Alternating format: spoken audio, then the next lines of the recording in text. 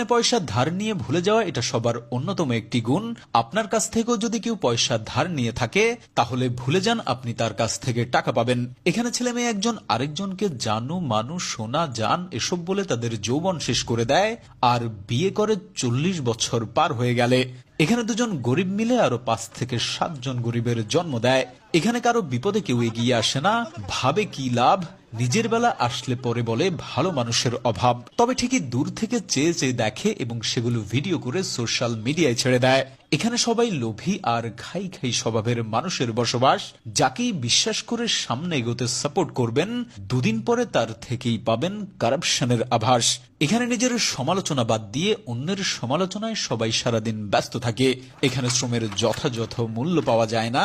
এখানে শিক্ষিত মানুষ সম্মান পায় না। এখানে টাকা দিয়ে অসাধ্যকে সাধন করা যায় খুব সহজেই। এখানের মানুষ এক একজন নিজেকে ঈশ্বরচন্দ্র বিদ্যাসাগর মনে করে। এখানে ভিক্ষুকদের রমরমা ব্যবসা চলে। এখানে সবাই বড় হতে চায়, কেউ মানুষ হতে চায় না। এখানে মানুষের কথায় নেই সহানুভূতির গন্ধ। এখানকার মানুষ নিজে বাস থেকে নামতে চায় নিজের বাসার সামনেই, কিন্তু অন্য কেউ নামলে বলবে বাস কি ভাড়া দিয়ে কিনে ফেলেছে নাকি, বাস স্টপ ছাড়া থামবে কেন। এখানকার মানুষ নিজেই ঠিকই নো পার্কিং প্লেসে বাইক প্রাইভেট কার পার্ক করে রাখবে, কিন্তু অন্য কেউ করলেই বলতে থাকবে আহারে দেশের জনগণ রসাতলে চলে গেছে।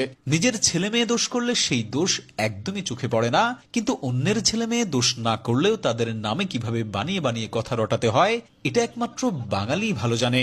এখানকার মানুষ 100 টাকা স্কুলের বেতন দিতে চায় না, কিন্তু একই স্কুলের টিচারের কাছে তার বাচ্চা যখন প্রাইভেট পড়ে 1000 টাকা বেতন দিতেও কার্পণ্য করে না। এখানে কেউ একবার পয়সাওয়ালা হলে সে সুইজারল্যান্ডে ব্যাংক অ্যাকাউন্ট খোলে এবং অবৈধভাবে দেশের টাকা নিয়ে সেখানে জমা রাখে।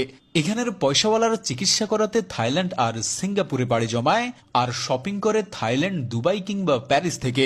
এখানকার পয়সাওয়ালা বাবা মায়ের ছেলে মেয়েরা পড়াশোনা করতে ইউরোপ, আমেরিকা এবং কানাডার মতো দেশগুলোতে পাড়ি জমায় আর পড়াশোনা শেষে দেশে ফেরত না এসে সেখানেই থেকে যায়।